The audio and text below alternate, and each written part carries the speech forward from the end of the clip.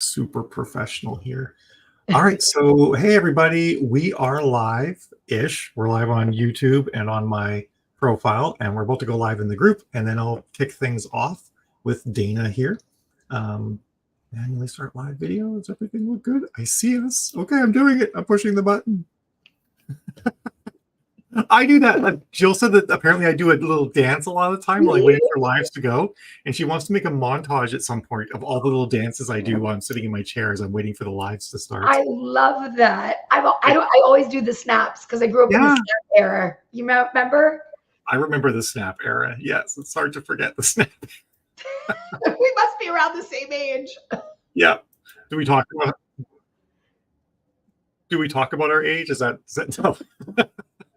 I am 44. Some days I feel like I'm 20 and some days I feel like I'm past 50. I totally get that. Yeah, I'm 47 now. And no. Yep. Yeah.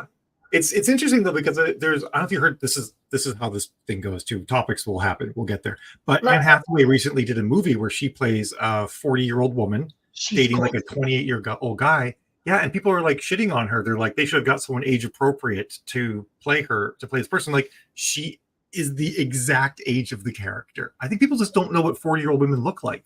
I agree. She was perfection. I've watched that movie 3 times. For anyone listening, please go watch it. It was amazing, and I was so proud of her.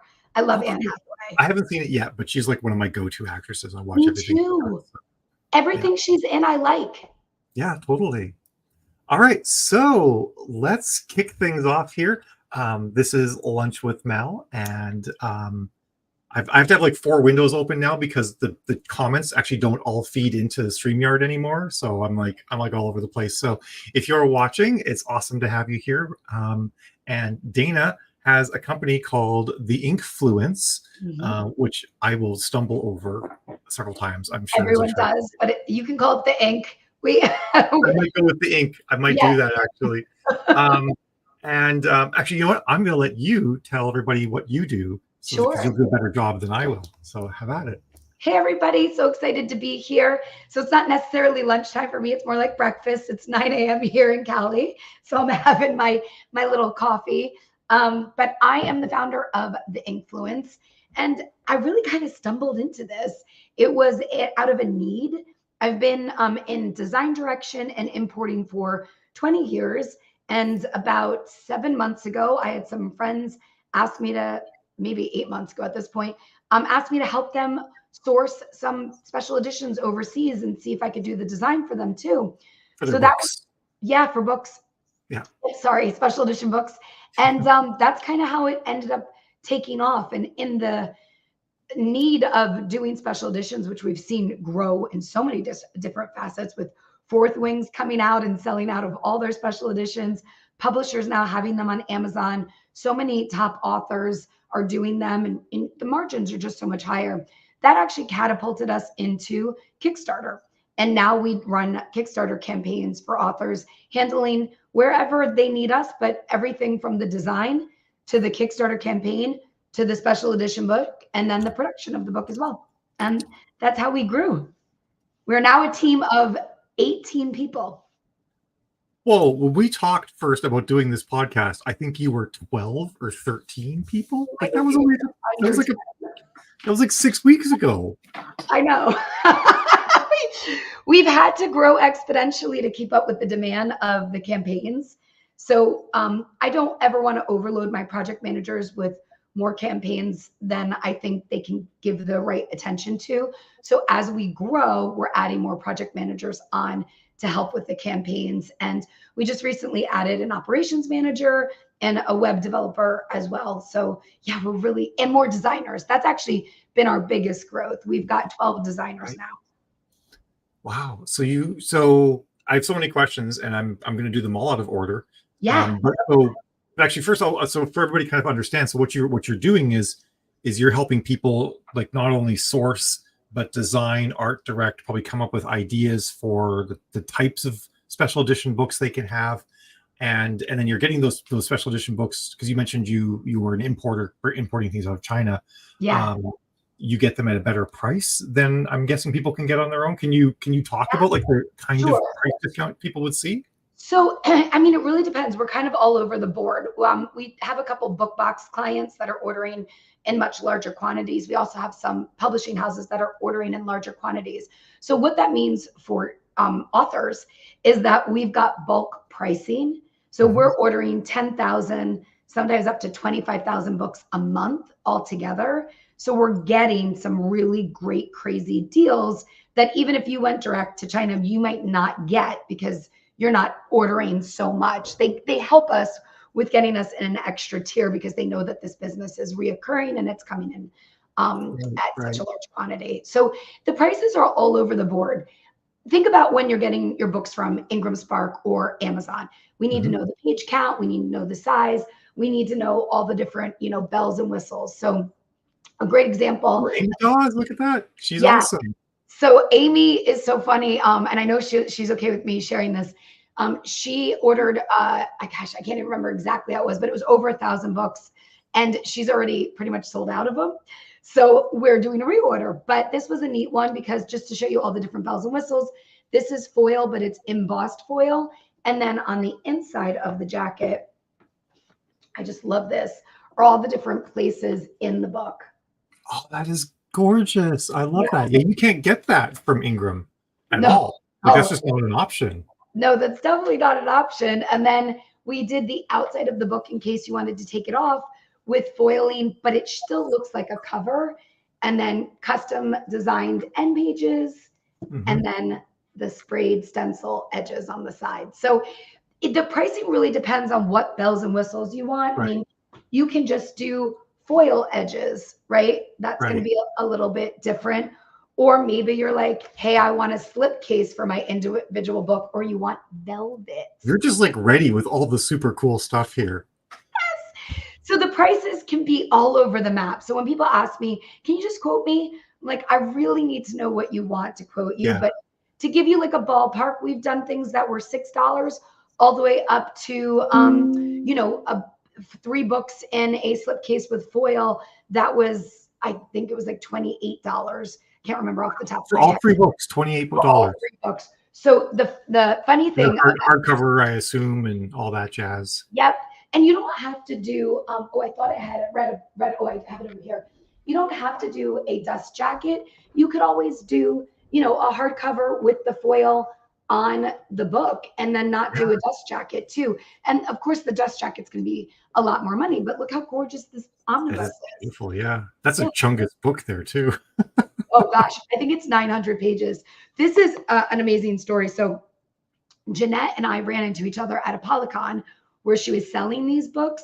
And she told me that there was definitely some damages to other books, and all of her special editions, because we packed them so well, had not one single dent or scrape or anything, no misstep.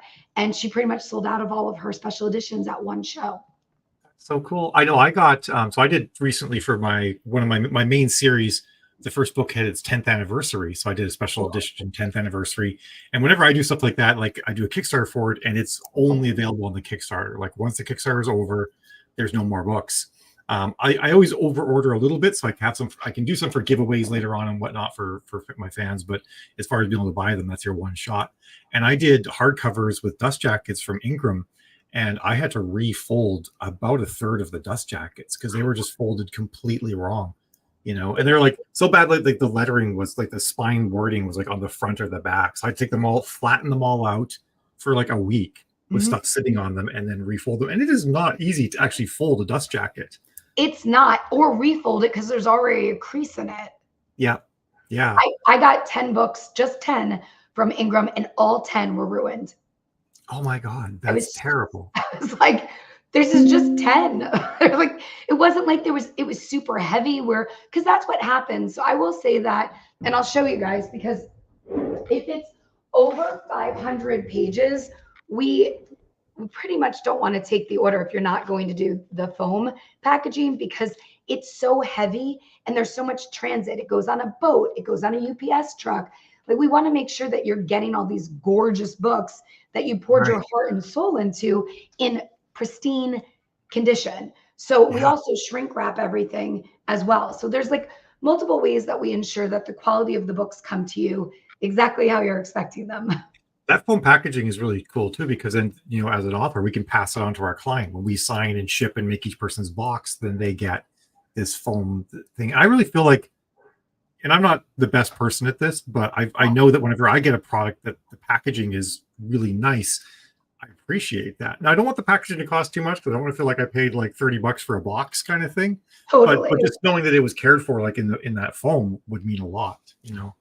And even when the authors are doing their and this is good for everyone to know, like if you are going direct and you're not working with us, ask your factory to do your boxes for you. They're so inexpensive overseas and they don't add much to shipping because they're boxes. You'll have to Right. fold everything or have your fulfillment company do that if you're doing it for a Kickstarter. But we do boxes all day long. It's so expensive to do, colored boxes here in the States. Oh, and you can add foil to your boxes overseas. Oh, that's cool. Yeah. Mhm. My one experience with getting some super fancy stuff is I got leather bound books made.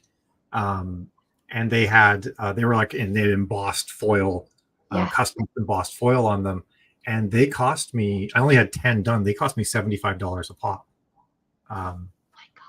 So from the sounds of it, you would probably do that for probably half that price. Probably you'd want a bigger order as well, but. Well, and that's great that you brought that up. So there are minimum order quantities when you're doing overseas. I think most factories say 300. We're able to do 250. If you're doing a set or like a series of books, sometimes we can do 200. So like we just placed an order for 4 books and we did 200 each, and that was 800 books together for the series. So there are ways around that 250, but 250 is pretty much the minimums for overseas orders. Yeah, that makes sense. Yeah. Because you need the economy of scale with all of that. But, yeah. Yep. But it is interesting that you that because you guys are consistently ordering so much that you can leverage that too, and the relationships that you have that I feel like just an individual person would never be able to do. Plus, I know that like some of these custom printers, when you go and work with them, their ordering process is not easy. Like half the time you're filling out a PDF, and you're like, I don't know what these terms mean, and a mistake can be really expensive. Yeah, and it might be a mistake you don't realize that you made. Yeah. So and there's so much. So we, not to like drift off into another conversation, but we do all sorts of importing things. So like I've done hair ties for authors. I've actually gotten some industry orders overseas where we've done like USB drives and things like that. I've been doing this for 20 years with factories. I've worked with over 30 factories in China. So like I know how to order and the language. And I started doing that in my 20s. That was one of my first jobs out of college. So you actually order in their language too? Well, not in their language, but I know what like their language. Like they'll say something and I'll be like, I know what you mean, but that's not what we would say it as. Trying to think of a good example of it, but I can't think of it off the top of my head. Even terms like fast boat, regular boat, slow boat. Like you might not know what those things are, but I know if we've got an in-hand state, we're putting it on a fast boat because we need it in 25 days. I know that if somebody's traveling Europe for the summer, we're putting it on a slow boat because I don't want it to get there before they get back from their European travels. Right. So it's just knowing how things work with those factories. Like I can't even teach my team the 20 years of experience I have because I don't even know. It's so innate behavior to me. I don't even know how to teach it, if that makes sense. You don't even know that you know it. I don't even know that I know it. Yeah, you're right. Yeah, absolutely. We actually got 2 questions already. Oh, so one of them was actually from Jill. She says, in Kickstarter groups, I see a lot of big printers from maybe China where they have been printing errors and the printers are refusing to reprint it on their dime and won't admit fault. Is that something you help navigate for the authors? Yes. So we, knock on wood, we haven't had any printing errors on the printer side. We've actually had printing errors where authors have caught something late and they've done late on our side and they've reprinted them for free. So where it was just like, oh my gosh, we're so sorry. I know we're in production. What can we do? And they've worked with us on that. That's probably the only thing I've had thus far. I'm sure in the future we'll have other things, but every step of the way, they've been really helpful for us. The other thing is too, and you have to think of it like this. They don't want to lose our business, right? Right. So it's not just one order that we're placing. So they've been really easy for me to communicate with. I have their phone numbers. It's not just an email back and forth. We get on WhatsApp all the time. We get on Zoom calls. So Okay. I do have a personal, I've met them in person. So we do have a personal relationship that I uphold. But yes, I definitely help navigate all of those Yeah. things. And I'm on your order every step of the way. It also feels like a really good advantage too, is that, if I was like to go and like put together a book and send it out to a printer, they're just going to print it, right? Whereas with you guys, I'll send it to you. You're going to look it over and make Yes. sure everything looks good. So it's going to get additional sets of eyes along the way that will help. I did one time where I must have accidentally hit the one key when I was on the title page of the book. So it said like one and then the title of the book. And I didn't notice it. And the printer just printed it. And No. oh yeah, they didn't say a word. I just got these books and they all had said one right on the title page, right in front of the title. And I'm like, well, that's lovely. So this is a great use case. So we had an author, she's awesome. She placed 5 book orders. So imagine you've got 5 different sets of artwork, all the bells and whistles on all of them. We found more than 5 errors in, I would say, 3 of those books. And we were able to, she was like, I never even saw this. I'm like, I know. And we just, it's not just myself. So I have a head of design who does Q&A. Like we make sure, not Q&A, QC, quality control, like not questions and answers people. So we make sure that we're going through everything. We're clearly not copy editing. We're not editing stuff like Yeah. that, but we're making sure that it aligns correctly, that the bleeds are correct, that it's Yeah. going to print correct. And if I'm really concerned about something, one of my great clients, Rachel, I love her. If she's watching, she knows what I'm talking about. I'm worried about her sprayed edges because it's supposed to be a wraparound of the design that we're doing on the jacket. And Okay. because of the bleeds, it's really hard to do something like that with intricate designs. I refused to go to full production until we did a pre-production sample just to make sure that it lined up. Because the worst thing in the world is we're doing 1,000 books. Yeah. 1,000 books to print and not have it lined up. Like I was like, I'm gonna pay for it. I was like, I'm just not. And she was like, are you sure? I'm like, yes. So things like that, I am really my team calls me like a safety person, safety police, because I really want to make sure that everything is printing because our reputation is everything to me. Yeah. So you do have that extra, QC coming through with my set of eyes and then my head of design set of eyes as well. Oh, that's really awesome.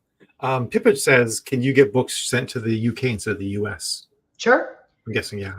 Yeah, we do that all the time. We can split ship too. So I actually just had an author who did a Kickstarter. We didn't do anything. We didn't do her campaign management, but we did the production of her books.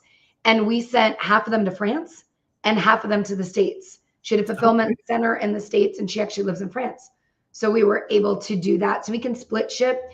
The minimum though to split ship is going to be 200. So just note that like if you're ordering, it better be like 400 because we can't split ship because of the quantity if it's less than 200. That makes sense. That's really cool. I like that idea too, because sometimes, it's a lot cheaper to ship things with on a given continent or in a certain country or something like that. So that makes a ton of sense.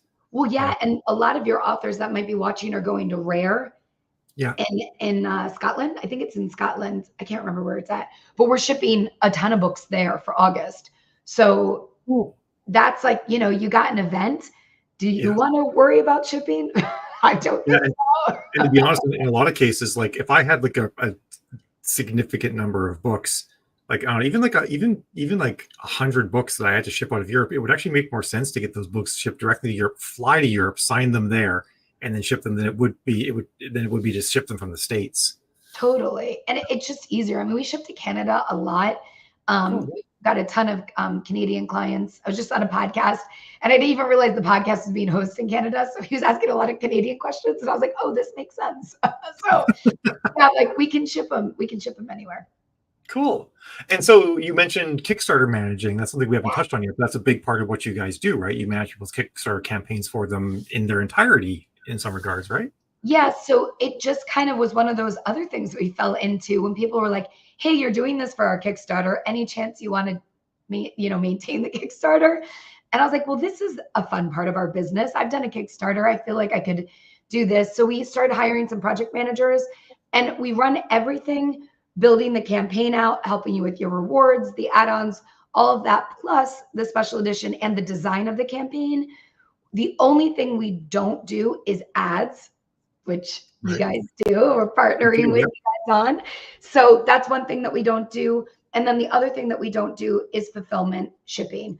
We don't have a warehouse. We're never going to. My husband made me promise, so I can't break my promise. So we don't do the fulfillment or help you with your shipping quotes because we don't do the fulfillment. That's not our expertise. So all of that is going to be the responsibility of the author. But other than that, we take all of the campaign management. And it's also just nice to have someone to partner with, to be like, hey, we need these assets, or we need this by this date, and to build it out. So we write all your copy. We'll write all of your marketing copy. So just to like warm up your newsletter, or what to write for your social media, or how to get a book swap, maybe on BookFunnel or with your author friends, right? We want to have you utilize everything that you possibly can. That's your own arsenal. So that's huge. I think a lot of people aren't aware of how much work it is to actually fire up and run a Kickstarter. It's a full-time job. It is. Like Jill has done most of the management of all of our Kickstarters. I'm just sort of like, I produce some of the assets and whatnot, but when it comes to the day-to-day operation, getting swaps, making posts, looking at all the pledges that come in, making sure that there's nothing wonky there, or that a given tier is working properly and people are making the right choices. It's a full-time job while the Kickstarter is running to do that. It's crazy time consuming. I would say, like, for us, it's getting all of the assets together that takes us the longest, because a lot of times we're helping with the design or building out the design. But other than that, like, the building of the campaign is super second nature to us. And we have a very streamlined SOP, standard operating procedure, that my operations manager made. She's fantastic. I don't know if I could do this without Amanda. So she keeps all of that on track, and we have a lot of communication. So we use a project management system called Monday.com, which we give all of our authors access to. So there's complete transparency on what we're working on every week and what stage we're at. So you can see, like, oh, the Inkfluence is really doing stuff for me this week. Like, I can see all of this. Right. I think the other thing you guys probably would help, especially for authors who've never run a Kickstarter before, is really how to organize your tiers, and how not to have too many tiers, and how to think about how things will combine and all that jazz. Because my very first Kickstarter I had way too many rewards, and I needed, and even when it just came to fulfillment, it was like, how do I like easily understand what each person even gets? Yes. It actually can be a lot harder than you think if you have a complicated Kickstarter with a lot of rewards.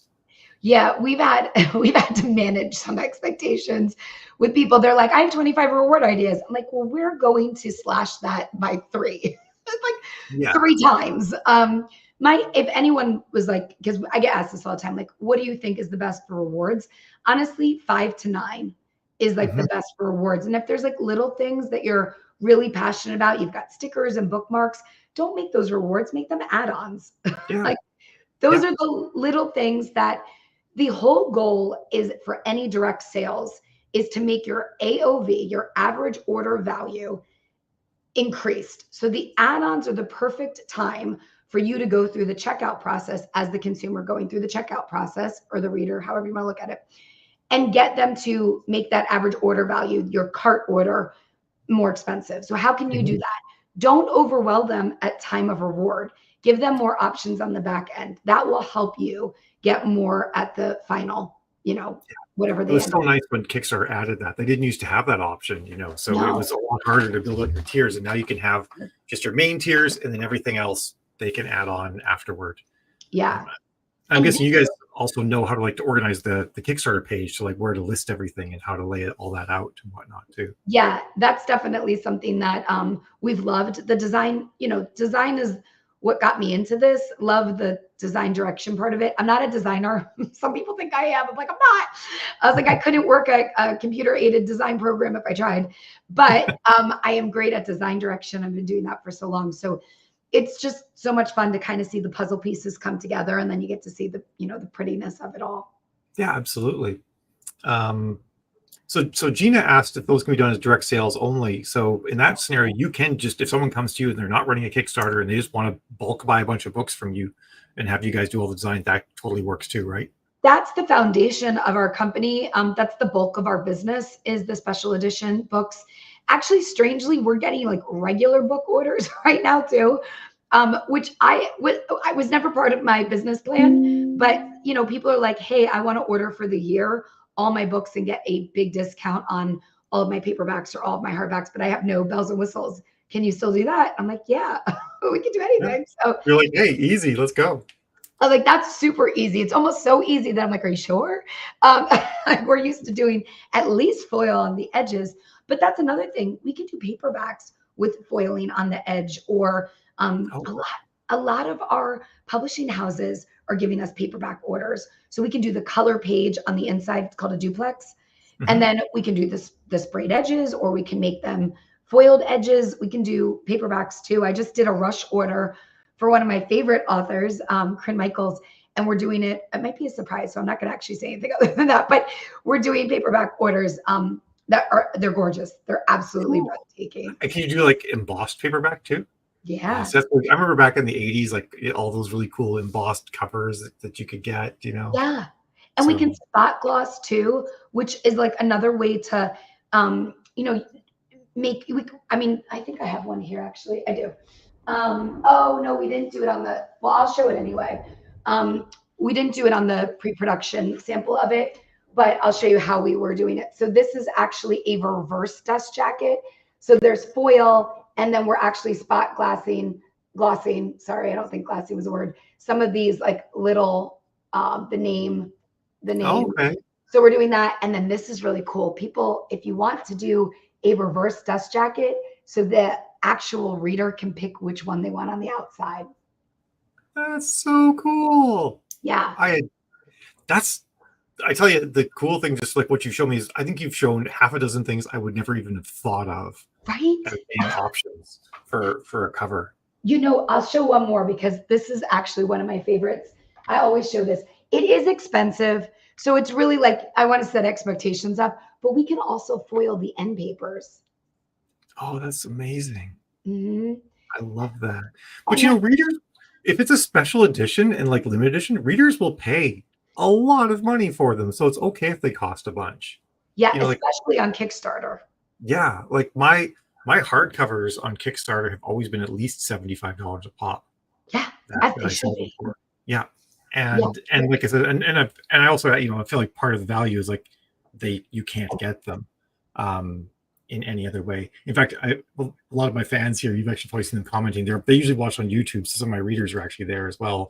You know, Oh. they've got these. So and I feel like it's kind of a cool value thing too. If you're going to do like really expensive stuff like that in Kickstarter, just be like, it's a collector's item because I'm never going to do this again. I'm only ordering this number. And I actually, on some of them, I've actually numbered them. So I've actually, each one has a number for each one of the books. Even like I got like number 72 or something like that. Yeah, and that's so cool. I mean, there's so many different things that you can do to make it unique, and we can do variable printing. That's what that's called. Is variable printing is when you have varied printing on each one. So they're used to doing, you know, like an edition if you want to do 1 through 250 or whatever you're doing. Oh, really? They'll actually print that in there for you then too. Oh, that's expensive cool to do it that way, but yeah, we do that. There's publishing houses that like that.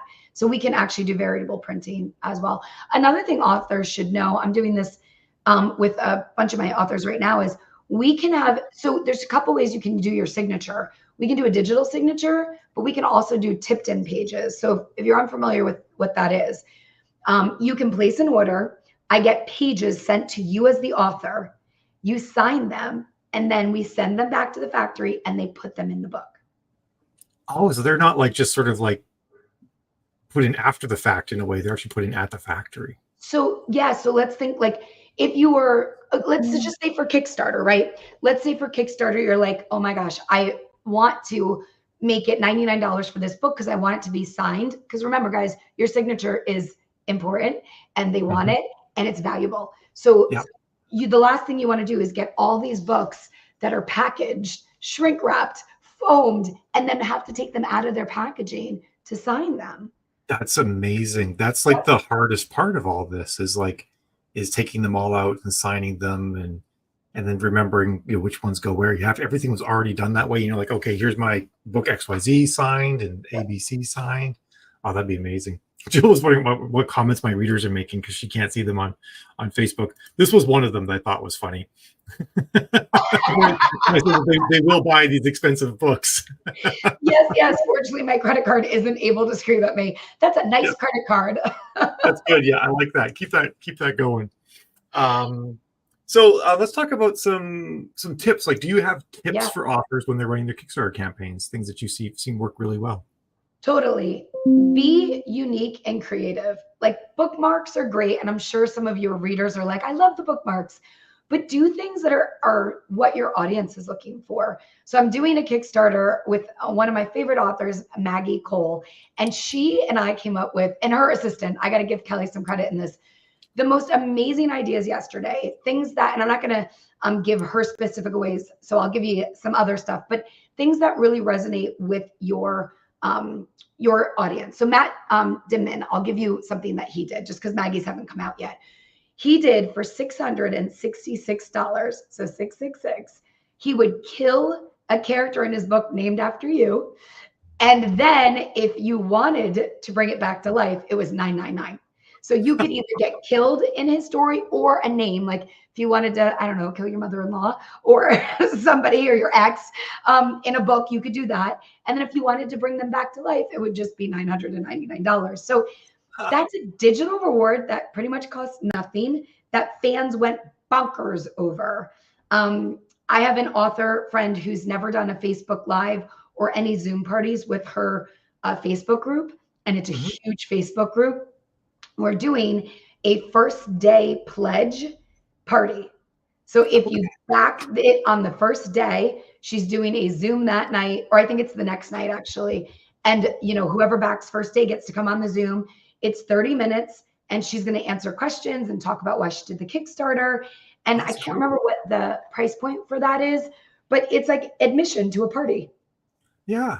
Right. That's pretty cool. And you're still going to get the product that you backed as well. Right. So there's so many different ways that you can incentivize that might not even cost you money, that is invaluable to your audience, to your readers. They just, a lot of them just want to be part of your world, and bringing them into Kickstarter is bringing them into your journey. And that's the whole great thing about Kickstarter. It's a community and it builds community. So if you do things that are reward-based, that builds community, you're aligning with your consumer. And I think that's really strong. It doesn't always have to be like, a mug, or, which I don't suggest to do glassware because it can break, but it doesn't have to be bookmarks or a mug or ebooks. Like, think outside of the box of what your fan base might really want for you.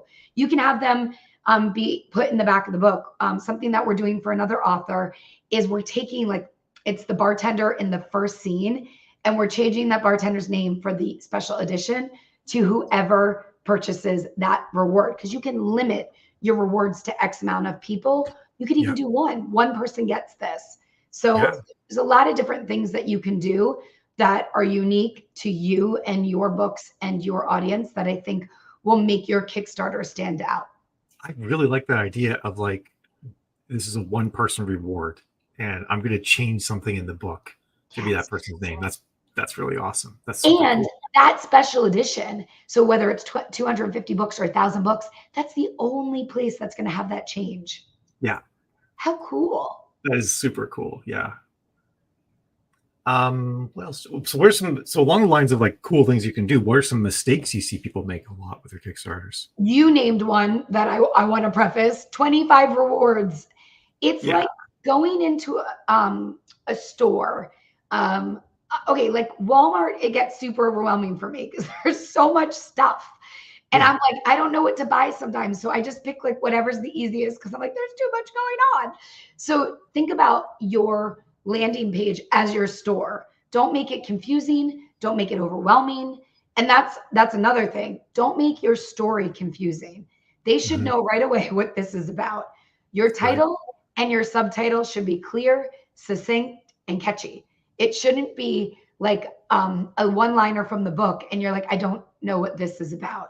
You have Right. to grab hold of them right away and be able to tell them a short story and like less than 30 words about what your project is about, because your title, I can't remember how many words it is, but your subtitle is 30 words or less, or 35 words and less. Yeah, it's pretty short. I remember the first time I did it, I had like all these, I'd written out all these possible things I was thinking about, and then I went to go use them, and every single one was too long for the field. Mm-hmm.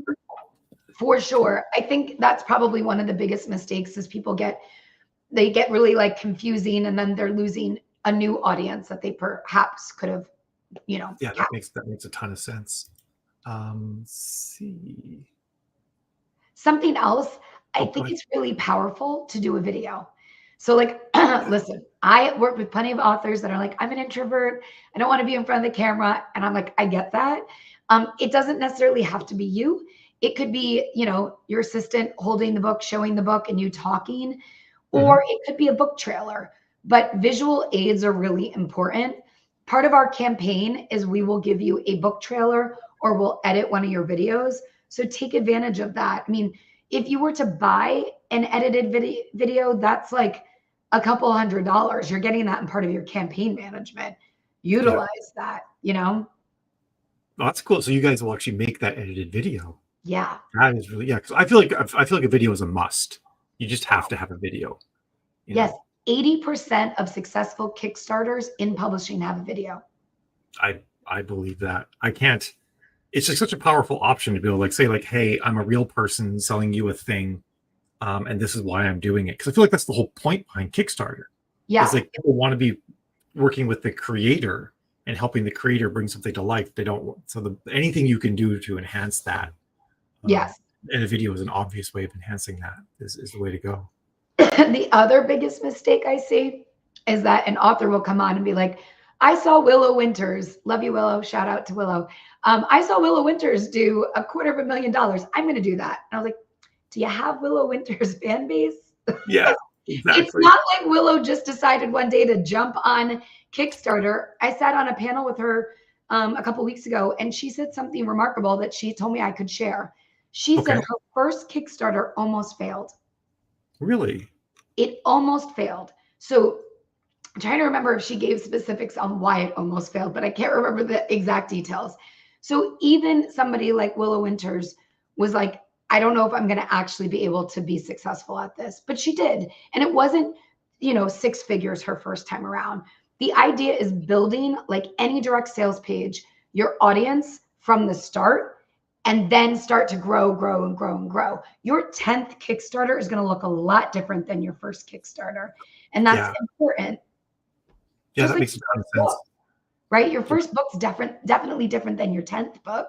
So you're growing that audience base on a new platform. You're nurturing that new reader. You're nurturing old readers, bringing them over to a new, now you know the most. You've been on so many different platforms, and you've done such an amazing job of bringing your readers with you along the way. Wix, right? Patreon. You've had so many different Kickstarter. You've had so many different places, and you've done such a good job of cultivating your reader base. And that's what you have to do. You have to think about this as like nurturing them along the way when you bring them onto a new page. Yeah, that's totally true. And every platform, every place you do things presents new opportunity and new ways of reaching people that you didn't have before. Like a lot of Kickstarters, there are people who just basically only buy creative things on Kickstarter. Yes. And there are people who are willing to spend a bunch of money to support artists. So it's a whole different group of people that you can tap into that you would never be able to reach outside of Kickstarter. Go ahead. Oh, go ahead. I was just going to, you brought up something that I thought was super profound. It's a place for artists. It's the only crowdfunding place out there that's specifically created as a foundation for artists. And I don't mean like, I couldn't draw a stick figure if I tried. I mean artists in the way of creators. That's what the whole platform is supporting, creation. Board games are huge on Kickstarter. Oh, yeah. Yeah. We've bought a lot ourselves. Have you? Oh my God. I'm obsessed. I'm obsessed with board games. Yeah. And Jill has one actually. It's really funny. We haven't played it yet because it's actually kind of complex, but I think she backed it like 5 or 6 years ago or something like that. Whoa. And we just got it like over winter, Not just doing that. No, definitely not that. But it was one of those ones where like you were actually sort of like backing them, even like making the concept. But but it was cool, and it's kind of a neat thing where like in a way like I really feel like this board game is something that would not have existed without backers. Yeah. Which is also like a really cool angle. It's not like something they would have made anyway. They could only have made it with backers. Yes, I agree. Which is a cool thing about the what's the word I'm looking for? Just like the spirit of Kickstarter. Yeah, it is. It is. That's actually a great way to say it. Marisha says, can Kickstarter be successful for a first release? I'm not sure if she means a first release for a pen name or just a new series. Well, a new series, sure, absolutely. A debut author, which is just want to cover that, is very different than if you're like, hey, I've got a new book coming out. Kevin Anderson does a ton of his. If you guys don't know who Kevin is, really big in the sci-fi world. He's the producer of Dune, people. So the new movie that just came out, he wrote and he produced. He's lovely. I like him so much. But he does a lot of new releases on Kickstarter. But it's not like he debuted on Kickstarter. Obviously, Kevin's been around forever. So he's a true success story. He also has a huge following of how he takes new books. Publishing houses just started getting on Kickstarter. So if you have a publisher and you are a trad author, it is something that you can actually put in your contract that you want to run your own Kickstarters or you'd like them to. So something for authors who are just starting to get their contracts or want to look at their contracts, you can put a clause in there that you want to retain the rights to do it on Kickstarter with a special edition. You can retain the rights for special editions. There's a lot of different things now that are being written into contracts that are really important to pay attention to. That's fascinating. Yeah, that's a huge opportunity because I feel like, when you do trad, you kind of like you lose all of your own marketing opportunities in a way because you can't, you're only getting a percentage. So doing any marketing on your own can oftentimes be break even at the very, very best. True. But if you can do a Kickstarter yourself, that's a whole different ballgame. Well, and Brandon Sanderson's the one that laid the groundwork for that. He asked his publisher if they would do it on Kickstarter and they said no. And he said, can I do it? And they said, sure. And he broke the internet. So can you imagine that person got fired? That only person got fired. Yeah. I don't know if they did, guys. I'm just teasing. I'm making a joke. But I don't want to ill will towards anyone, but he set the stage for what could be possible for some trad authors. Yeah, totally. Yeah, that's really cool. It's so wild that some of the angles you have here that you've talked about. Just I'd never thought about like, wow, trad authors or hybrid authors could actually work in their contracts that they retain the rights to special editions and then they can do the Kickstarters. We've had plenty of trad authors come to us and say, here's my agent. Can you work with my agent to get this accomplished? And we've done that. And then we've had publishing houses that our authors have introduced us to. And they're like, yeah, we'll do this. Just what do we have to do? Because they're not super familiar. Even the top 5, and we work with some of the top 5, they weren't super familiar on the logistics of it. So we were like, yeah, this is a great opportunity for us. And one of my favorite clients is one of our publishing houses. I just adore them. So, that's so cool. An author introduced us. So, guys, it don't feel like this isn't for you because it can be. That's super cool. Let's see.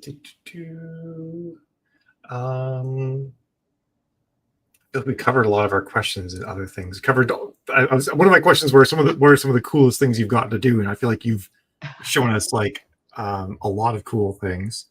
And you work with existing designs, of course, too, right? Like it's already has designs and all that. Yeah, listen, whatever you need, we're here to support you guys. So if you come to us and you're like, we have all the designs done, we just need a place to produce it, we can do that. Or if you're like, I have an artist that I love working with, I would like to keep the dust jacket.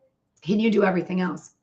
We can do that too. So don't feel like you have to come to us with everything. We can piecemeal it here and there. There's plenty of clients that we work with that were only doing the design. Some that were doing the design partly and the production. Some were just doing the production. Some were just doing the project management of the campaigns.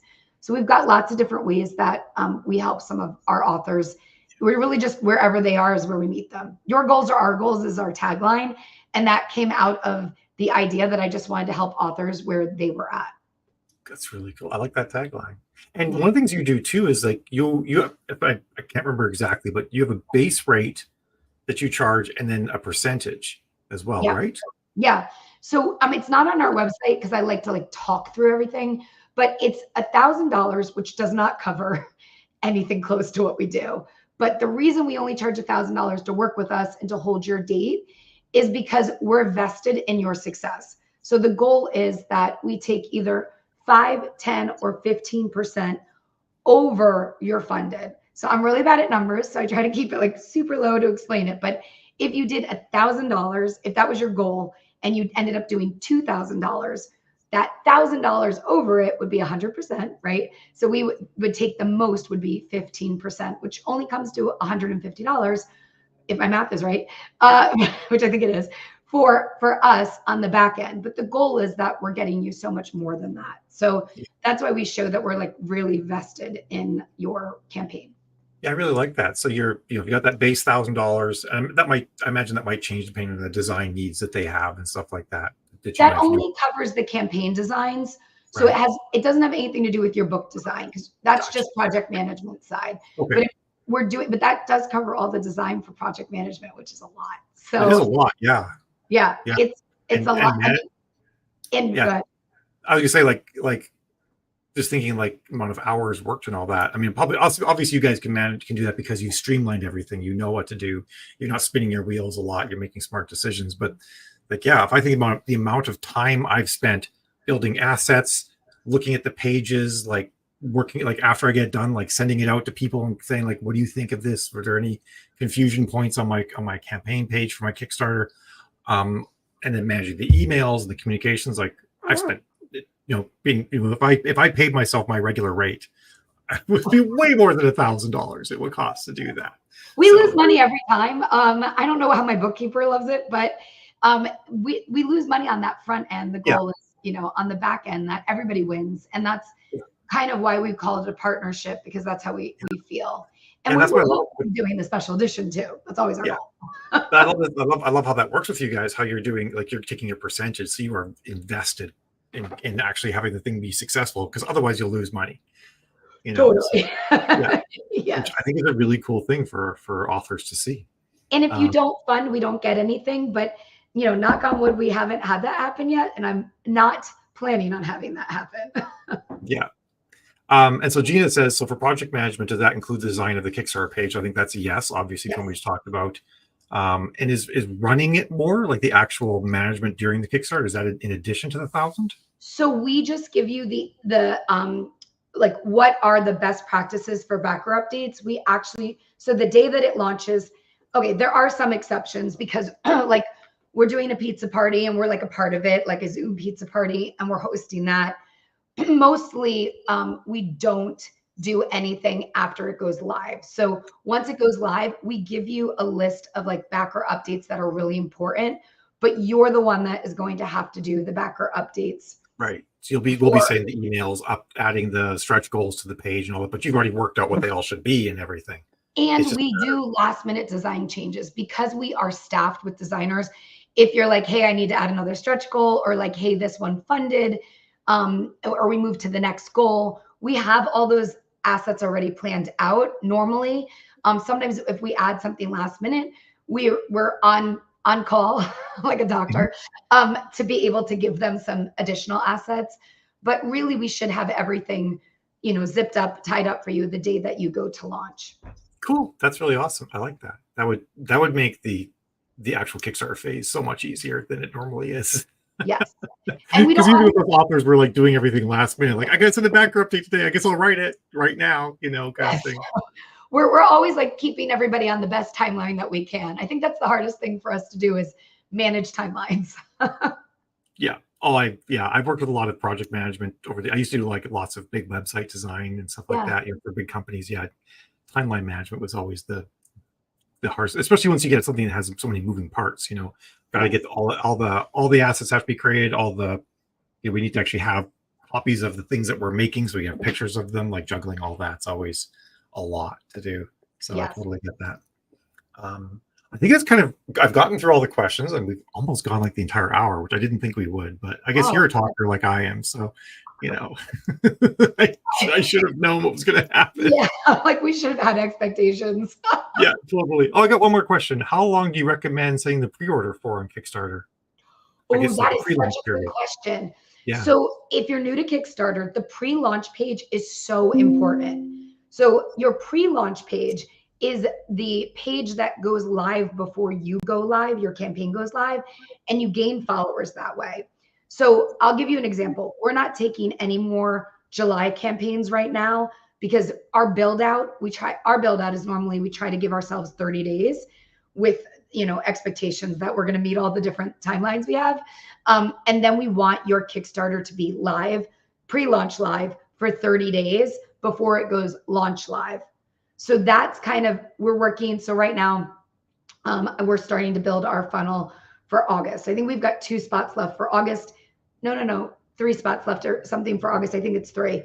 I would have to check. But August actually is the best month to run a Kickstarter because you're meeting holiday in-hand dates.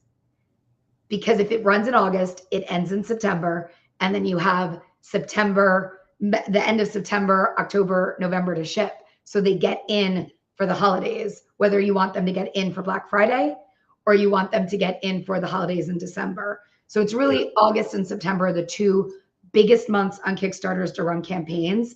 And then October is a really big month for authors that write paranormal because they do a very big push for paranormal authors.